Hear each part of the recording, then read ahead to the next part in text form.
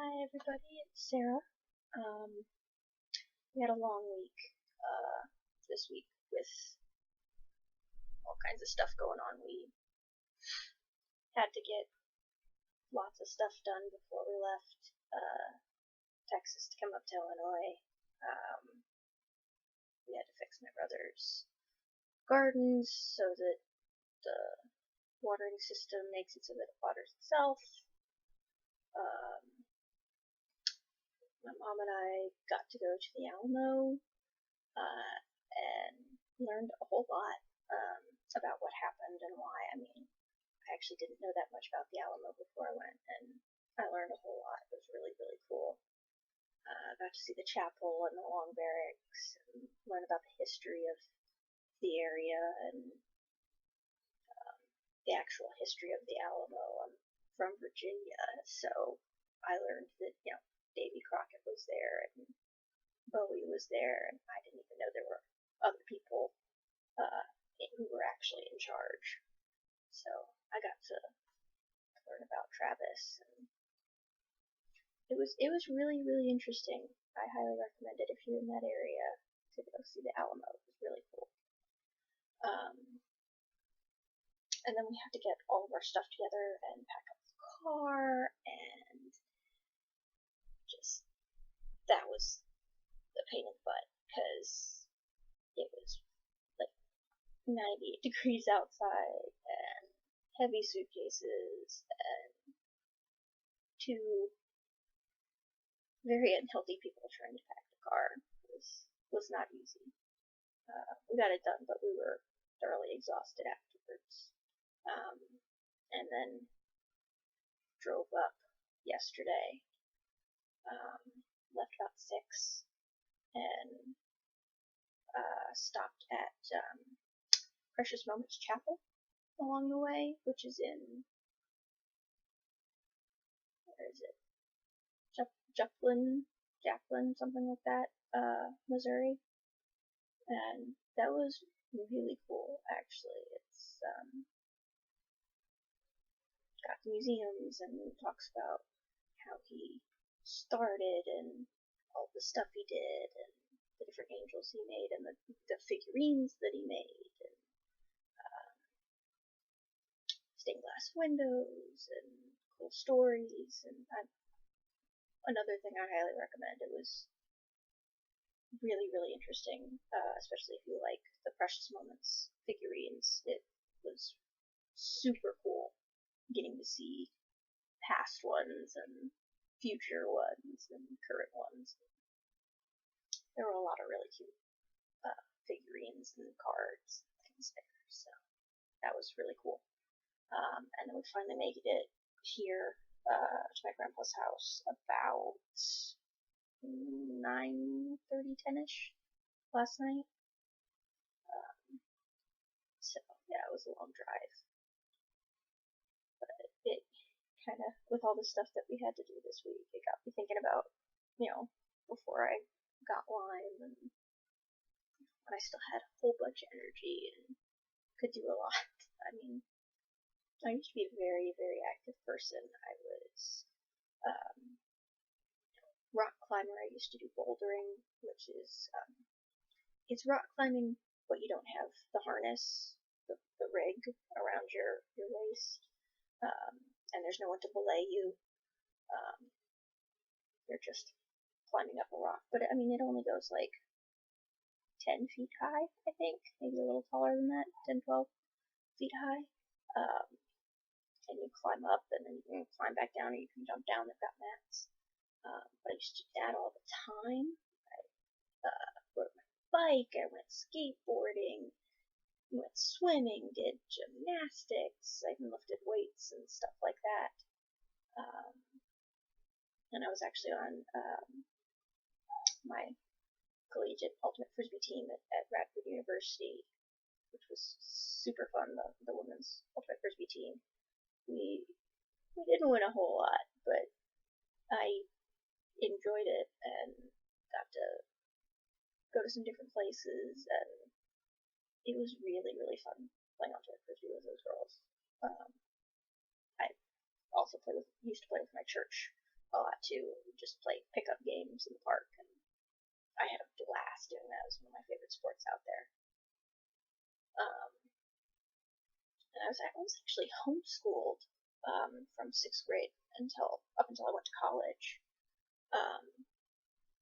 because my elementary school decided to stop following the rules of my IEP, and my mom fought them for a little bit at the beginning of 6th grade, say you're not following the guides that we set up, and she's struggling. I was spending 4 or 5 hours on elementary grade level homework, and that just wasn't acceptable to my parents. But they saw how hard I was working. It's not like I was just sitting there doing nothing. I was actively trying, and it was still taking me a really long time. It's because I have severe dyslexia, and dysgraphia, and minor dyscalculia, and ADHD, and it made life really difficult. And my mom was trying to get them to follow the rules of the IEP, and they said, this is the way we're doing it now. If you don't like it, sue us. And Mom said, no thanks, I'm just going to take her home. And it was the best decision we could have made ever. It was wonderful, being able to learn at my own pace was amazing. If I started struggling with something, we took a break. It wasn't here's a 30-minute segment, and that's all you have. That's all the time you have to write your story, and it has to be this long and all of that stuff. And that was so stressful to me because I couldn't do it. I couldn't keep up with everybody else. But when I was homeschooled, I had a writing lesson a week, and Monday was doing the reading for it, and then Tuesday was writing the rough draft, and then the outline, and then writing the rough draft, and then editing, and then writing the final draft, and then turning it in, and that was the routine. And it was really nice because if I started to struggle, I could take a break and go work on math or work on science or something else, and then come back to it. And so it was way less stressful because I could not only take my time, it needed to take an hour and a half for me to write my paper, which it usually didn't because I was in a less distracting atmosphere. I could get it done pretty quickly, especially because I had the accommodation of using my laptop. I didn't have to handwrite it. I could just type it. And that made a big difference. Not only was it legible, which is part of the dysgraphia, it's part of the problem, but I could use spell check and things like that, which help to an extent.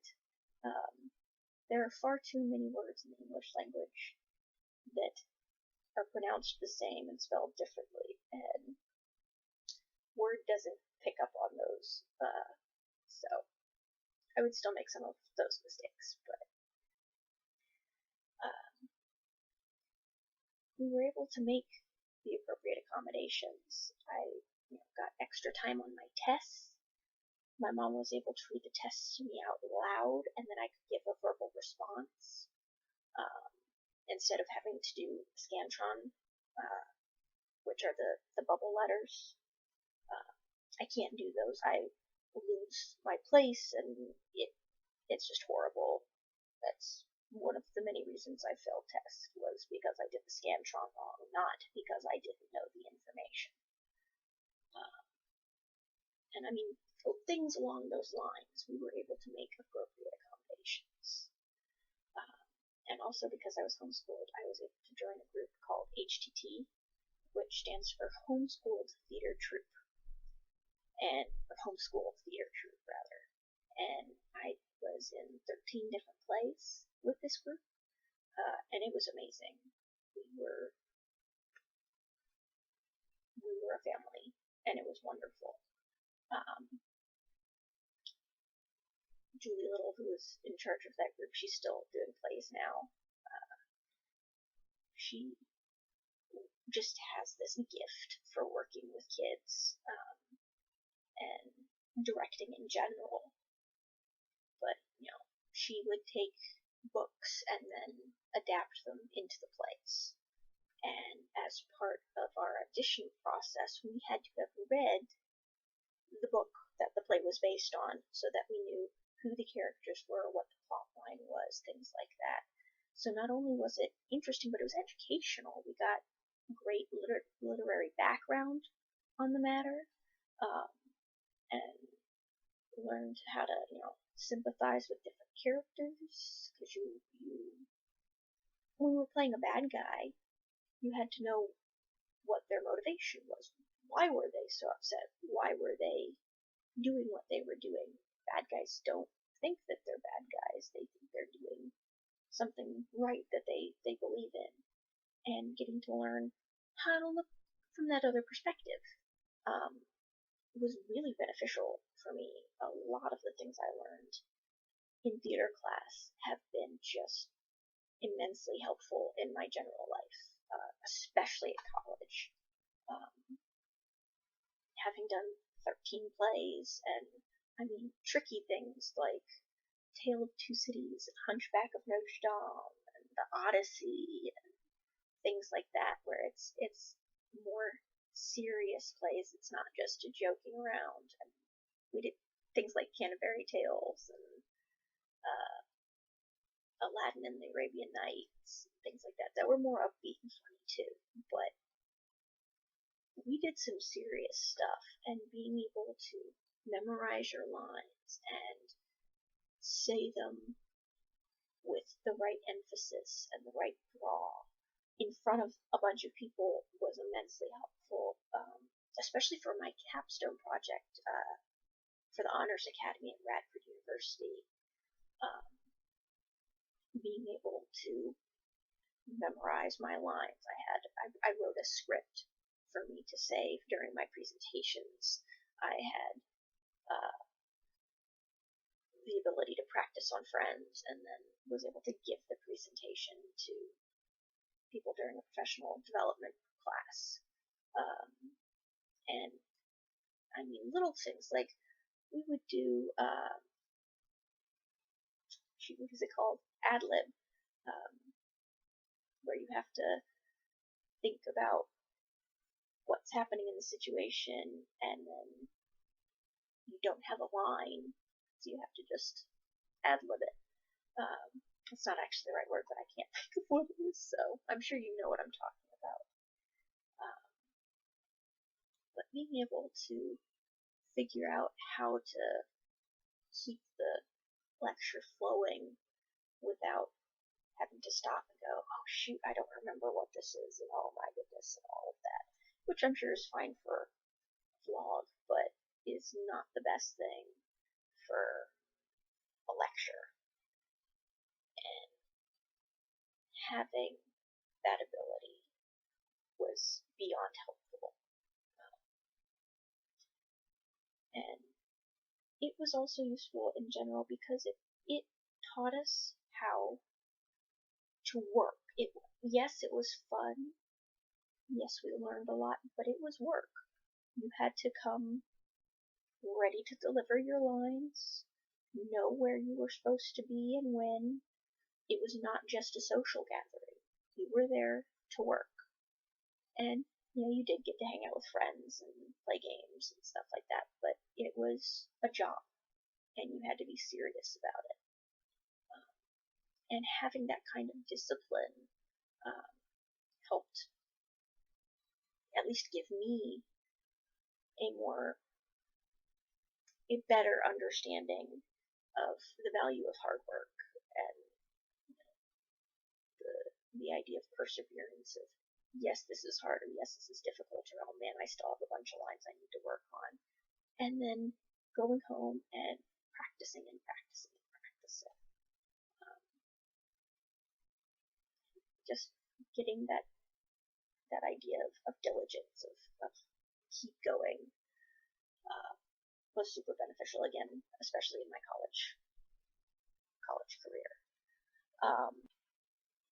I also went on missions trips to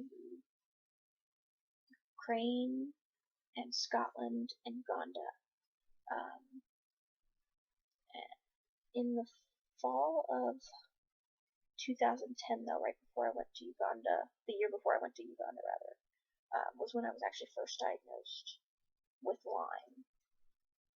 I did, the round of oral antibiotics, 30 days of doxycycline, and they said that was it. You're cured, you're done. But I was still in a lot of pain and exhausted all the time, and I didn't feel better. I felt about the same, if not a little worse. And they said, well, it's probably just residual Lyme effects, that just because your body was getting rid of it, that's why you're still feeling bad. They told me to go see a specialist, and we saw a Lyme specialist, and they were like, no, it's fine, don't worry about it. Or it wasn't a Lyme specialist, it was an infected disease doctor? Effective? I'm saying it wrong. Sorry. Infectious disease doctor. There you go. That's how you say it. And they said that they believed that I was in pain and exhausted, but there was no obvious reason as to why, that they couldn't find anything. Wound up with a rheumatologist who said that I had fibromyalgia, and roughly 2 years and several painkillers and muscle relaxants later, we finally found a medicine that actually seemed to help a little bit. And then I went off to college in the fall of 2012, and things actually were going pretty good. And then in April of 2013, I had a really bad day.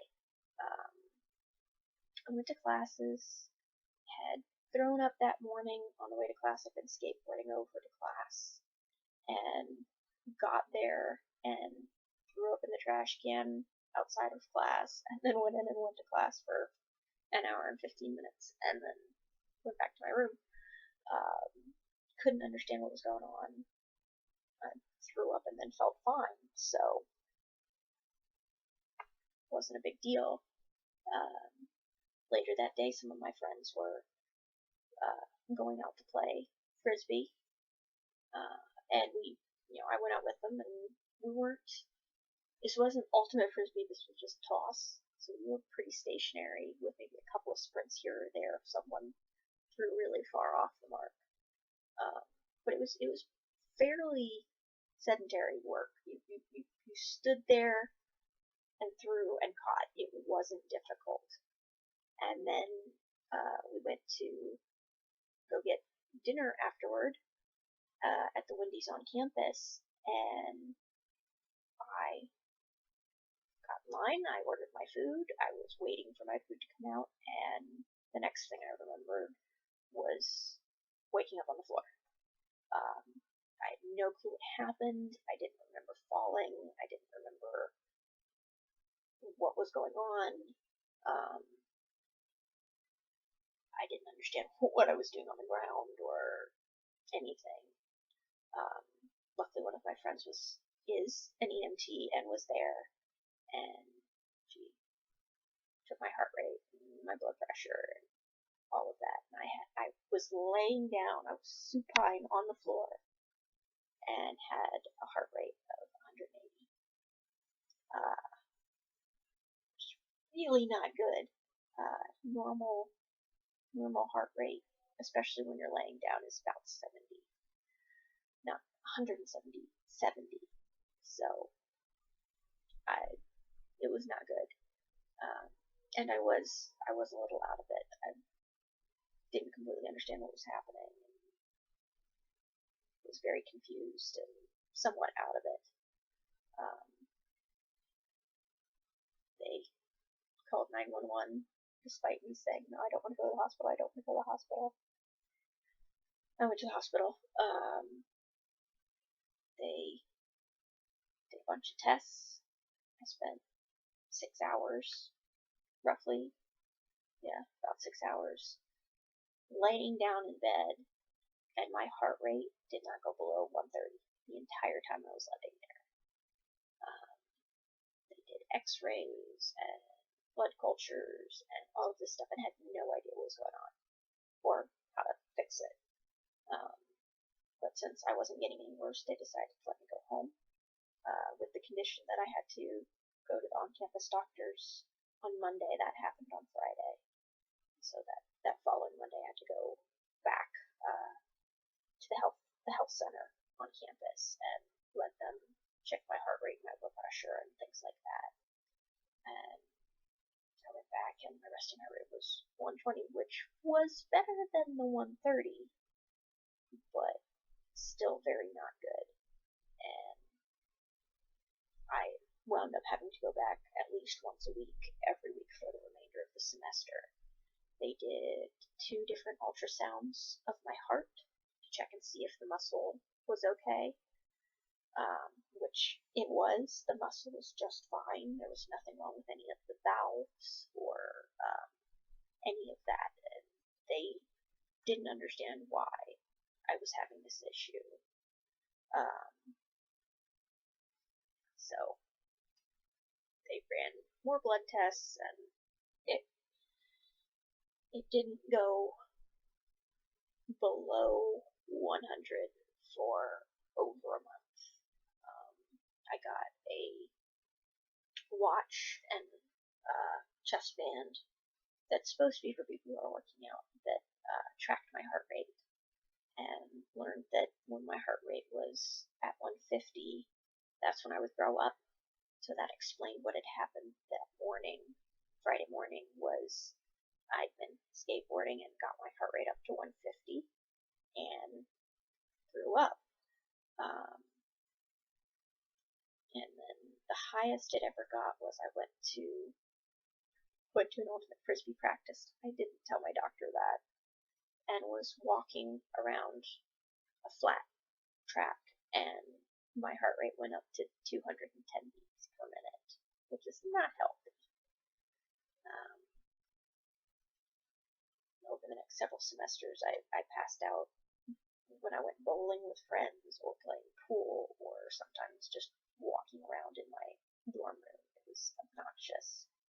My friends would find me just on the floor, and so I couldn't be alone. I had to be with someone in case something happened. After several cardiologist appointments that summer, 2013, I was diagnosed with POTS, which is postural orthostatic tachycardia syndrome.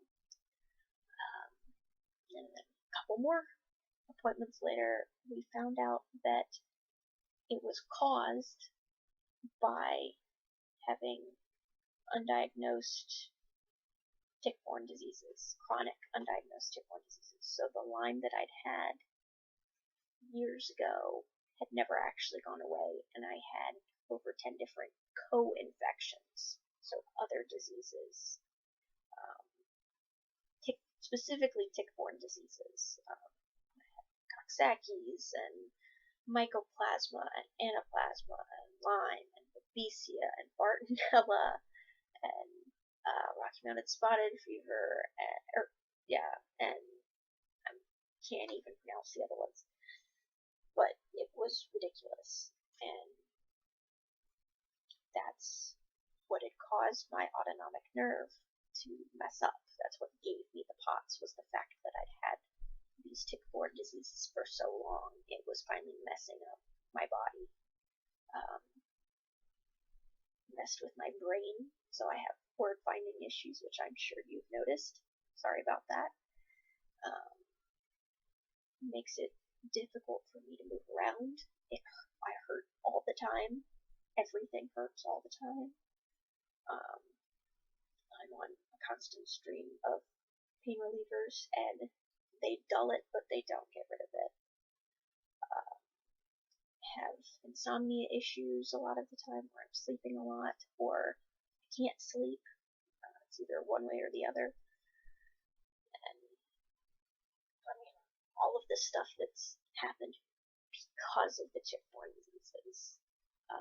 Some of those, once I'm done with treatment, which I'm still undergoing treatment, doing oral antibiotics and IV things like, right now I'm doing the UVLRX stuff, which is an experimental treatment for Lyme, where they stick a gigantic needle in my arm, and then I have to sit there for an hour letting it go in. They stick a UV light, fluorescent light, into the IV and let that run, and it circulates through the blood. Well, the blood circulates through my body with the light hitting it, and the light supposedly helps kill some of the bacteria. That's the thought process behind it. And there are studies that show that it's fairly effective, and it does seem to be working. Unfortunately, working means that things get worse before they get better with Lyme and a lot of the other tick-borne diseases. But, it all works out. I'm confident of that, and I got Ellie, my service dog, who I'll show sometime around here pretty soon. She's an Aussie Doodle, Australian Shepherd and Poodle mix. And she's a sweetheart. She's my guardian angel. And, with the proper medications, my heart rate is better controlled. It's still not great, which is why I need Ellie. Because I can't tell. I don't feel it when my heart's going that fast or when my blood pressure drops. So, but it's a lot better, and praise God for that, in my opinion. He's got me covered. God's in control, so I'm not too worried about it. If you liked this monologue video and want to see some more, go ahead and hit that subscribe button. If you have any questions that you would like me to try and answer about my health or health in general, or about service dogs or dyslexia, or really just anything, I'm more than willing to try and help. So just leave me a comment down below, and I will try and answer your questions as quickly and effectively as possible. And as always, remember to be safe, be happy, be you, and that God and I love you very much.